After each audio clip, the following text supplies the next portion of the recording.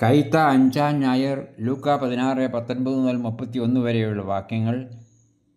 കർത്താവീശോ നല്ലൊരു കഥാകൃത്താണെന്ന് പറയാം. കഥാകൃത്തെന്ന് പറയാനാവില്ല, നല്ലൊരു കഥ അവതാരകനാണെന്ന് തിരുത്തി പറയാം. അവിടുന്ന് ഒരു പ്രാവശ്യം നീലത്തെ എഴുതുമായിട്ട് മാത്രമേ സുവിശേഷങ്ങളിൽ നമ്മൾ കാണുന്നുള്ളൂ, മറ്റൊന്നും എഴുതിയിട്ടില്ല. അവിടുത്തെ എഴുത്തുശീലത്തെക്കുറിച്ച് മറ്റൊരിടത്തും പറയാത്തതുകൊണ്ട് നമുക്ക് കർത്താവ് പറയുന്ന വ്യക്തിയാണ് എന്ന് ചിത്രീകരിക്കാം. തൻ്റെ കഥകളോ സുവിശേഷമോ ഒന്നും അവിടുന്ന് എഴുതി കാണിക്കാൻ വഴിയില്ല. സമയത്തെയും നിത്യതയെയും ബന്ധിച്ചുള്ള ഒരു കഥയാണ് ഈശോയെ വിശ്വപ്രശസ്തനായ ഒരു കഥാകാരൻ ആക്കിയത് എന്ന് ഞാൻ പറഞ്ഞു പോകും.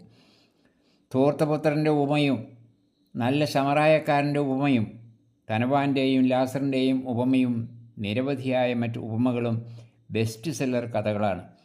കർത്താവിൻ്റെ കഥകളിലെല്ലാം ഒരുപാട് ഭാവനയുണ്ട്, വിശാല ദർശനമുണ്ട്, ആഴമുള്ള ഉൾക്കാഴ്ചകളുമുണ്ട്, എല്ലാറ്റിലും ഒരു ഗുണപാഠവുമുണ്ട്. കർത്താവീശോയുടെ കഥകളിൽ വ്യക്തികളെ അവിടുന്ന് മനഃശാസ്ത്രപരമായി വീക്ഷിച്ചാണ് കഥകൾക്ക് രൂപം കൊടുത്തത്. ഇക്കാര്യം ധനവാനെയും ലാസറിനെയും കർത്താവ് ചിത്രീകരിക്കുന്നതിൽ നിന്നും വ്യക്തമാണ്.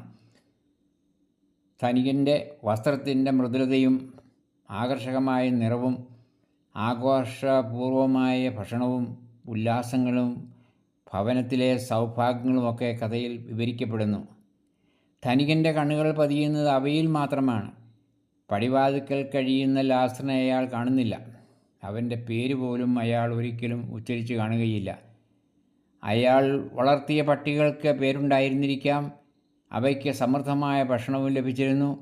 ധനികൻ്റെ മുഖം അവഗണിക്കലിൻ്റെ മുഖഭാവമാണ് ശ്രോതാക്കളുടെ മനസ്സിലും ഭാവനയിലും ചിത്രീകരിക്കപ്പെടുന്നത്. ദരിദ്രനെയാകട്ടെ പേര് വിളിച്ചാണ് കർത്താവ് കഥയിലേക്ക് കൊണ്ടുവരുന്നത്. അവനൊരു അഡ്രസ്സ് ഇല്ലെങ്കിലും ഒരു പേരുണ്ട്, ലാസർ എന്ന പേര്. കെയർ ഓഫ് വെച്ചുപോലും അവനെക്കുറിച്ചൊന്നും പറയാനാവില്ല, കാരണം അവന് കെയർ ഒന്നും കിട്ടുന്നില്ലല്ലോ. ആ ധനിക ഭവനത്തിൻ്റെ പടിവാതിക്കൽ കിടന്നിരുന്നതിനാൽ അത് വെച്ചുകൊണ്ട് ലാസറിന് ഒരു വീട്ടുപേര് കൊടുക്കാവുന്നതാണ്, പടിവാതിക്കൽ എന്നോ മറ്റോ. ഒരിക്കലും നിവൃത്തിയാകാത്ത ആഗ്രഹം മാത്രം സമ്പാദ്യമായി ഉള്ളവനാണ് ലാസർ. ധനികൻ്റെ മേശയിൽ നിന്ന് വീഴുന്ന അപ്പക്കഷ്ണങ്ങൾക്ക് വേണ്ടി കൊതിച്ചവൻ.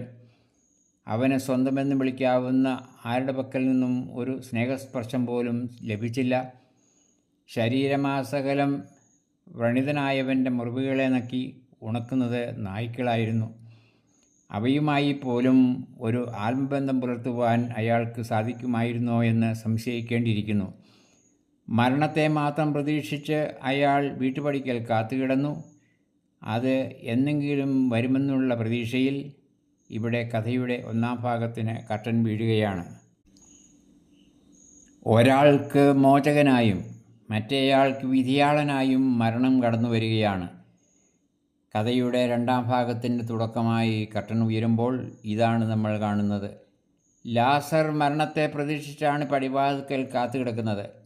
എന്നാൽ അവനു വേണ്ടി മരണം കടന്നു വരുന്നത് അപ്രതീക്ഷിതമായ അകമ്പടിയോടുകൂടിയാണ്. ക്ഷീണിച്ച് ഭാരം നഷ്ടപ്പെട്ട അവനെ ദേവദൂതന്മാർ ഭവനതുല്യമായ ഒരിടത്തേക്ക്, അബ്രാഹത്തിൻ്റെ മടി എന്നാണ് ആ സുരക്ഷിത ഇടത്തിൻ്റെ പേര്, ആ ഇടത്തേക്ക് സമ്മതിച്ചു. ഇനിമേൽ അവൻ അവിടെ സുരക്ഷിതനായിരിക്കും. സ്വർഗമെന്ന പേരല്ല ആ ഇടത്തിനുള്ളത്. അബ്രാഹത്തിൻ്റെ മടി എന്നത് ഒരു വിശാല ഭവനമാണ്. അബ്രാഹവും ഇവിടെ ഒരു പ്രതീകമായി തീരുകയാണ്, പൂർത്തീകരണത്തിൻ്റെ പ്രതീകരണം. മരണത്തിനും ഇവിടെ പുതിയൊരു നിർവചനം ആവശ്യമായി വരുന്നു. പ്രത്യാശയിലേക്കുള്ള വഴിയെന്നോ കവാടമെന്നോ ഒക്കെ മരണത്തിന് പേര് കൊടുക്കാം. ധനികനാകട്ടെ മരിച്ച് അടക്കപ്പെടുകയാണ്. അവൻ്റെ ജീവൻ്റെയും പ്രതീക്ഷയുടെയും വഴി അവിടെ അടയുകയാണ്.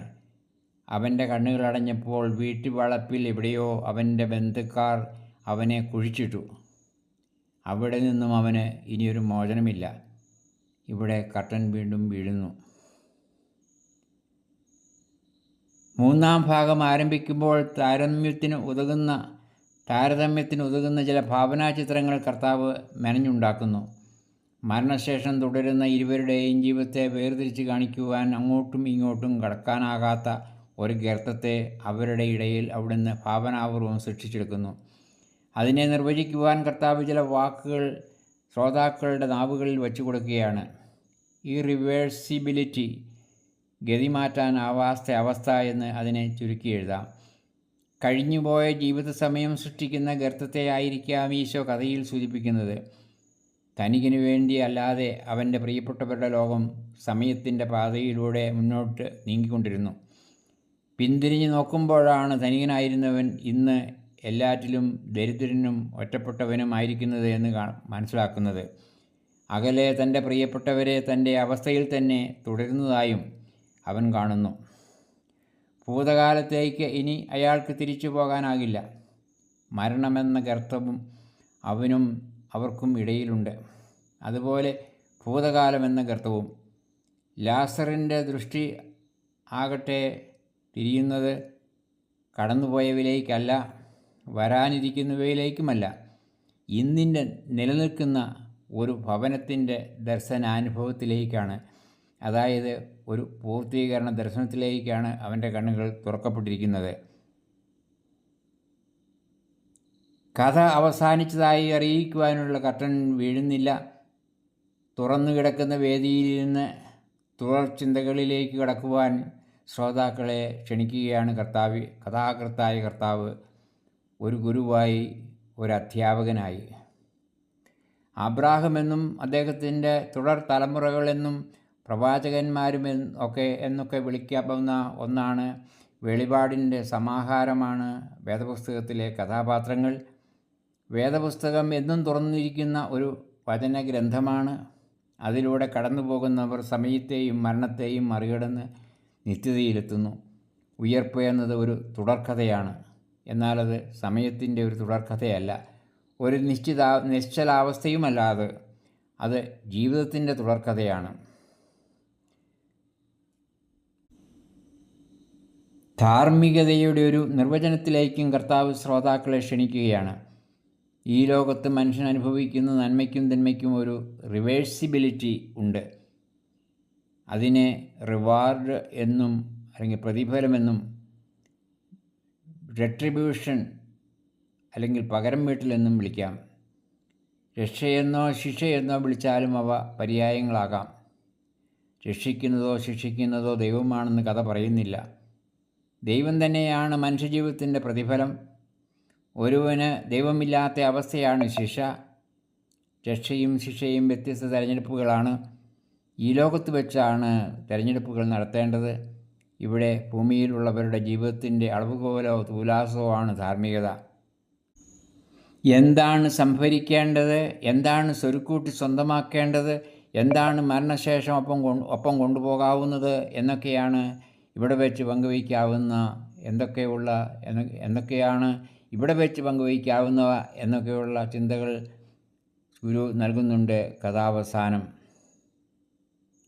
സഹനത്തെയും സന്തോഷത്തെയും പറ്റിയുള്ള പുതിയ ഉൾക്കാഴ്ചകൾ നേടാനും പുതിയ നിർവചനങ്ങൾ കണ്ടെത്തുവാനുമുള്ള പ്രേരണയും നൽകിക്കൊണ്ടാണ് കർത്താവ് കഥ അവസാനിപ്പിക്കുന്നത്.